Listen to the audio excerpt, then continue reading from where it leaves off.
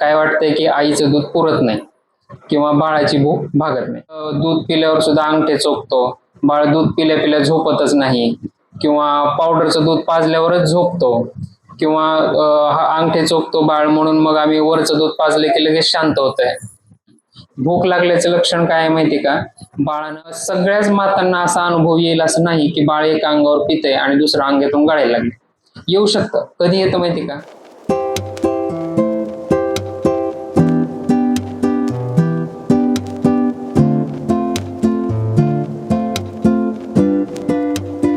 जो की तुम्हाला वाटतंय, फक्त काय वाटतंय की आईचं दूध पुरत नाही किंवा बाळाची भूक भागत नाही. आणि 100 जर माता असतील की ज्यांना असं वाटतंय की दूध कमी आहे, दूध येत नाही, तर ते दूध कमी आहे किंवा येत नाही असं वाटण्याचं एकच कारण असते की त्यांना वाटतं की बाळाचं पोट भरत नाही.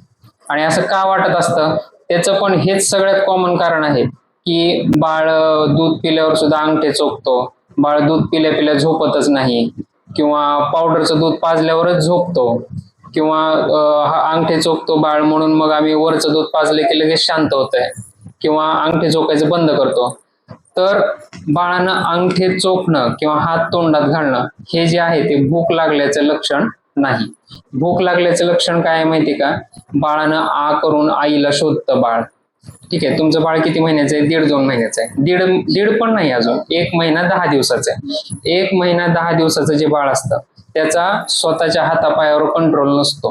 हे जे आता हातपाय हलतायत ते आपोआप हलतात, म्हणजे त्याच्या मेंदूमधून ते आपोआप सिग्नल जातात आणि हलतात. ठीक आहे, तो स्वतः हलवत नाहीये मिनिंगफुली, तसं ते आपोआप तोंडात हात घालतात.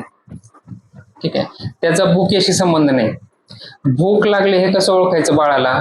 भूक लागल्यानंतर बाळ आ करतं. ठीक आहे, आ करून आईला शोधतं आणि जीभ बाहेर काढून मिटक्या मारायला लागतात, चोखल्यासारखं करायला लागतं.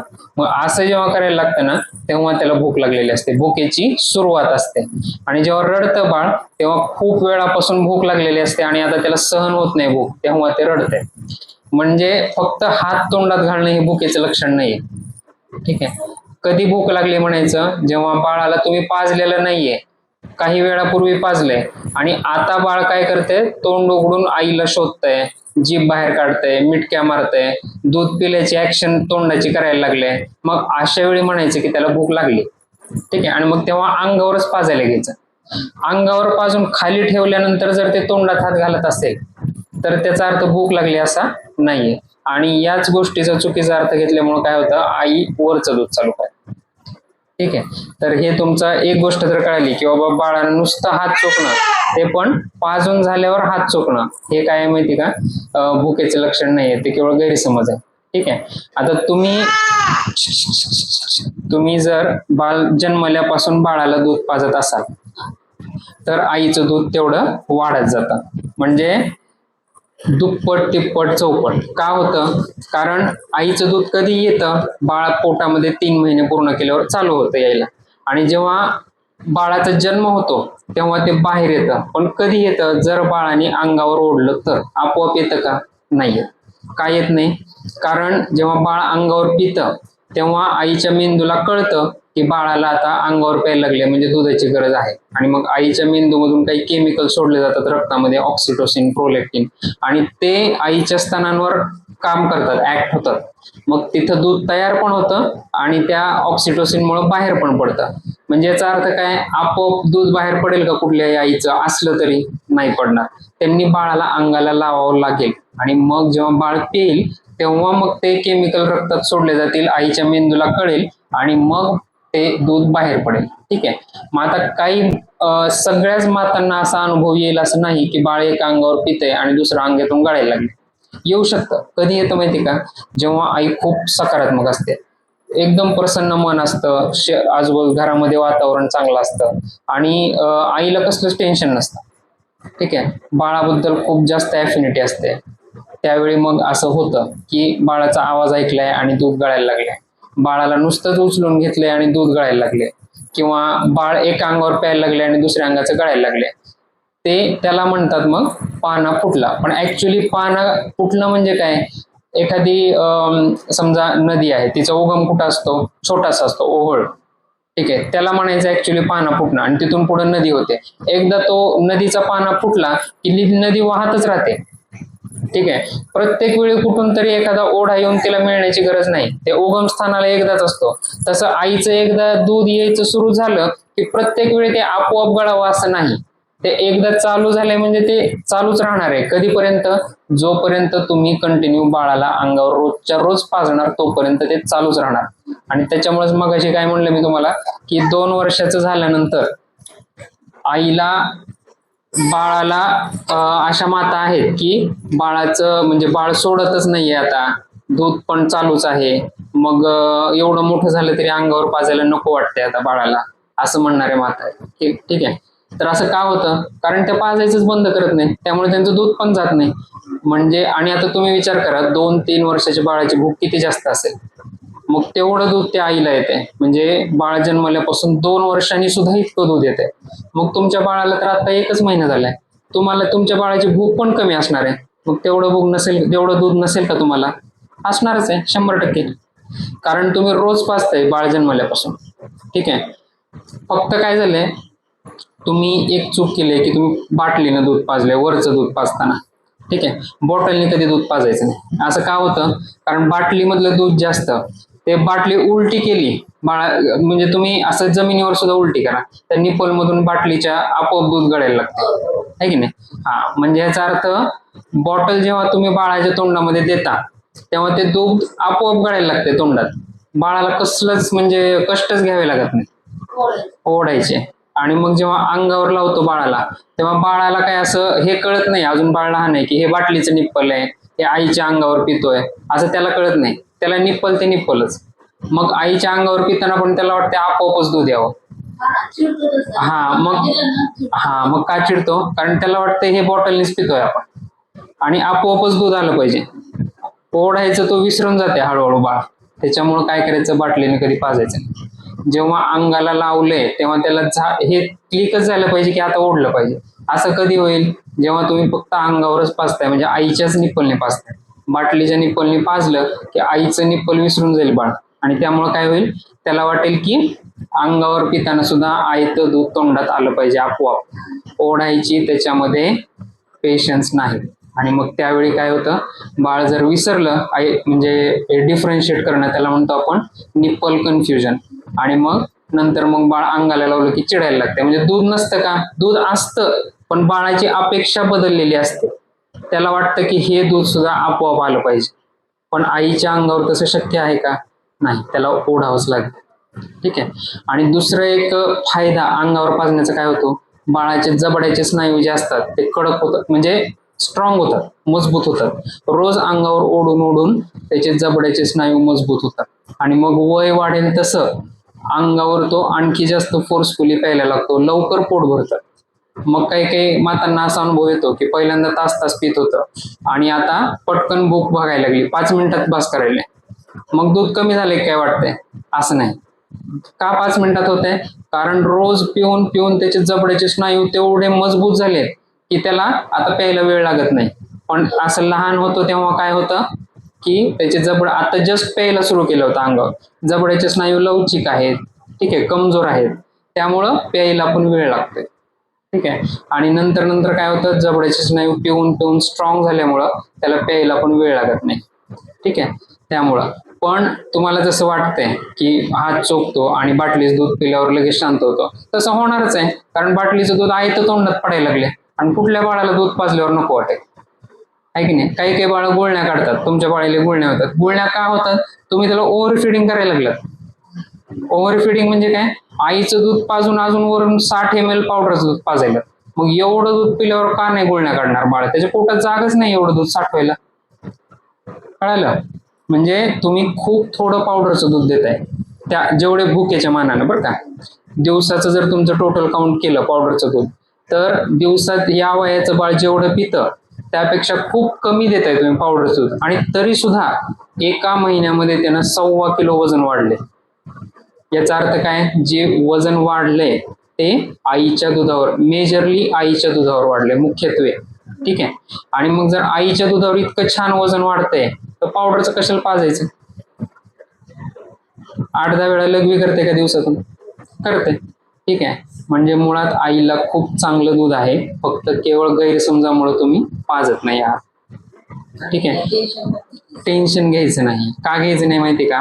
कारण तुम्हाला सांगितलं मी, बाळ अंगावर पिल्यानंतर आईच्या मेंदूला कळतं की बाळाला दुधाची गरज आहे, आणि मग आईच्या मेंदूमधून दूध तयार करण्याचे केमिकल बाहेर पडतात. है की नाही? कुठून पडतात? मेंदूमधून.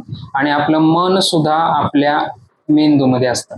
ठीक आहे, तिथं जे केमिकल चेंजेस होतात मेंदूमध्ये, त्याच्यामुळे आपल्या भावना निर्माण होतात आणि आपल्या शरीरावर देखील परिणाम होतो.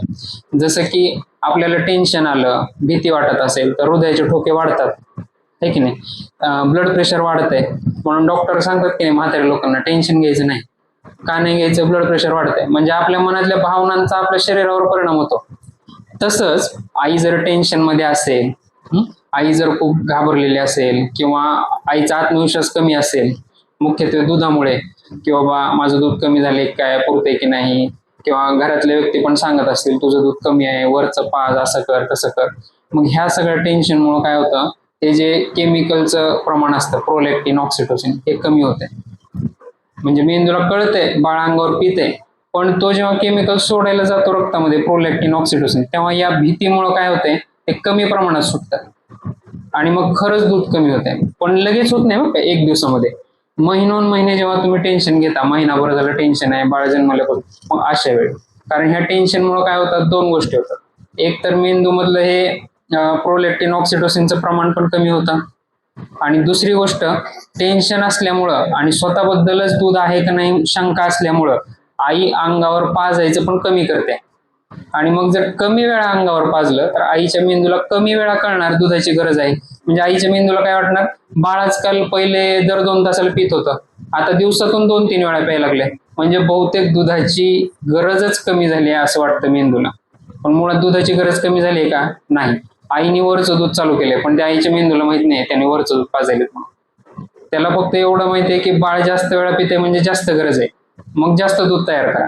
बाळ कमी वेळा अंगावर पिते म्हणजे कमी गरज आहे, मग कमी केलं तरी चालते, असं आईच्या मेंदूला वाटतंय. तेवढं वाढणार दूध, अतिशय वाढणार. आता तुमच्या आधीचाच पेशंट होता, 1.5 वर्षाचं बाळ आहे, पण ते वरचं जेवणच करत नाही, फक्त आईच्या दुधावरच आहे, आज नकोच म्हणते म्हणे जेवायला. का तसं होतंय?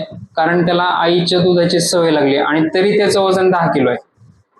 म्हणजे याचा अर्थ काय, की आईच्या दुधावरच सगळं भागायला लागले. आणि मग या 1.5 वर्षाच्या बाळाला एवढं दूध त्याच्या आईला कुठून आलं 1.5 वर्षापर्यंत?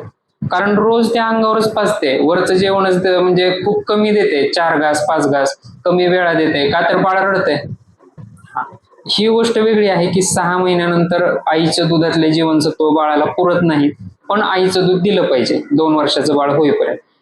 पण आत्ता बाळाला दात नाहीये, वरचं जेवण पचवण्याची त्याच्या आतड्यामध्ये शक्ती नाहीये, त्याला आईचंच दूध द्यावं लागणार आहे. मग असं होईल का की 1.5 वर्षाचं बाळाची आई त्याला खूप छान दूध दिवसभर पाजते, वजन वाढतंय चांगलं, आणि 1.5 महिन्याच्या बाळाच्या आईला दूध नाही, असं कसं काय होईल? नाहीच होणार. आता गाईचं उदाहरण घ्या, मी सगळ्या मातांना सांगत असतो गाईचं उदाहरण.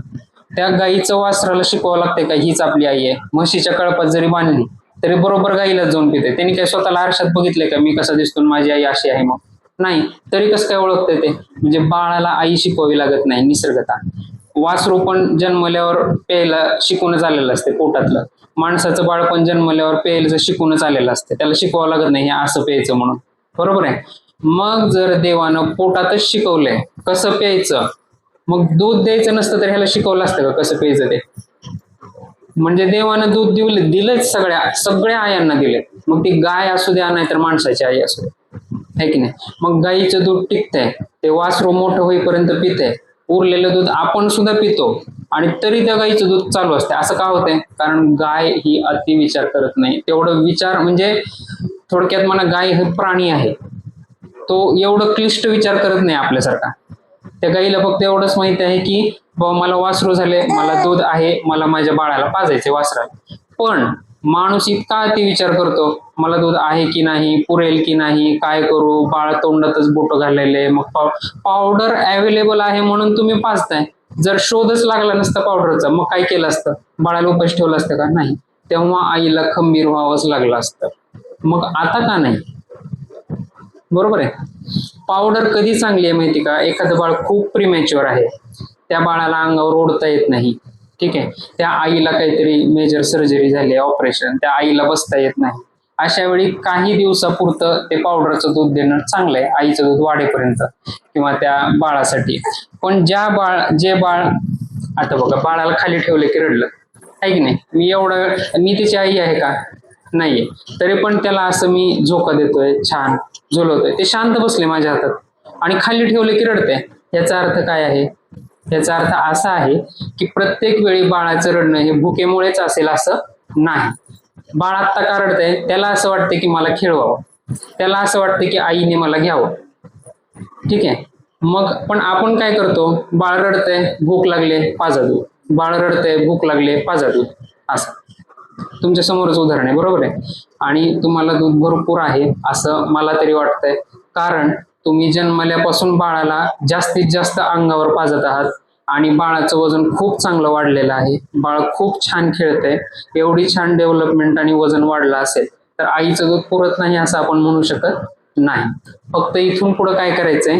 बाटली कंप्लीट बंद करायची, घरातच ठेवायची नाही, टाकून द्या, ठीक आहे. पावडरचं दूध अचानक आता बंद करू नका. तुम्ही 60 मिली कधीपासून केले?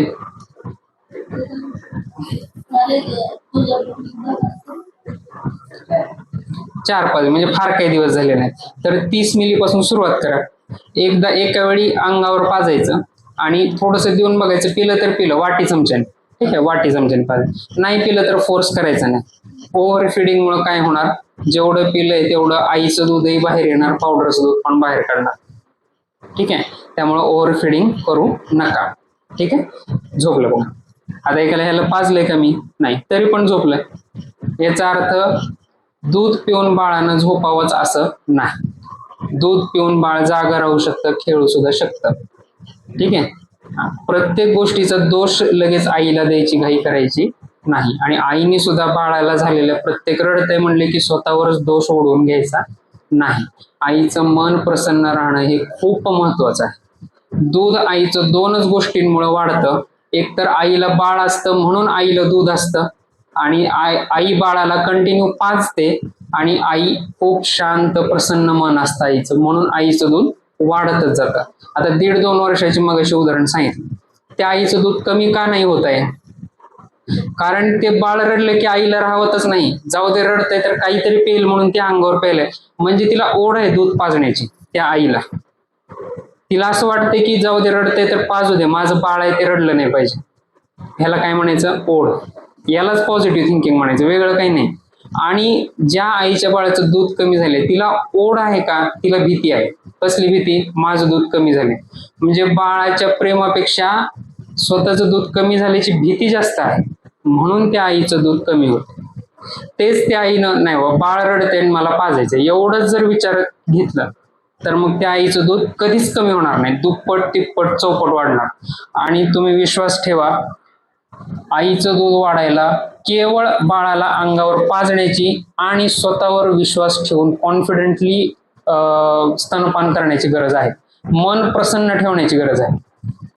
नैसर्गिकरित्या देवानं दूध दिले, दूध वाढणार सुद्धा त्यांनीच. आता काय आईला दूध आहे कशामुळं? कारण त्या आईला बाळ आहे म्हणून त्या आईला दूध आहे, आणि ती आई अंगावर पाजते, तिचं मन प्रसन्न आहे, रोजच्या रोज अंगावर बऱ्याच वेळा पाजते, म्हणून त्या आईचं दूध टिकतंय आणि वाढत राहते. हा साधा निसर्ग नियम आहे. नैसर्गिकपणे आपण गेले की बरोबर निसर्गतः ते दूध टिकून राहतं. आणि किती वेळा पाजा, ह्याला आम्ही म्हणतो on demand feeding. On demand म्हणजे काय?